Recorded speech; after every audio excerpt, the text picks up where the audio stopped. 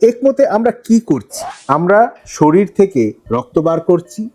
এই পাম্পিং এর কাজ যেটা হার্ট করে থাকে, সেই পাম্পিং এর কাজ শরীরের বাইরে একটা পাম্প করে, এবং সেই ব্লাডটা আমরা অক্সিজেন আর কার্বন ডাই অক্সাইড এক্সচেঞ্জ করে শরীরে ফেরত দিয়ে থাকি। এই পাম্পিং এর কাজ যখন আমরা শরীরের বাইরে করছি, তখন আমার শরীরের মধ্যে যে সার্কুলেশনটা মেনটেন হচ্ছে। হার্টের অকেজো হয়ে যাওয়ার জন্য যে ক্ষতিগুলো হয়, যেরকম কিডনির ফাংশন কমে যাওয়া, লিভারের ফাংশন কমে যাওয়া, লাংসের ওপর চাপ পড়া বা ব্রেনের ওপর ফাংশন কমে যাওয়া, যেগুলো আমাদের নর্মাল সার্কুলেটরি ফাংশনে মেনটেন হওয়ার কথা সেগুলো হয় না, সেই জিনিসগুলো প্রিভেন্ট করার জন্যই এই temporary mechanical circulatory support device ব্যবহার হয়ে থাকে।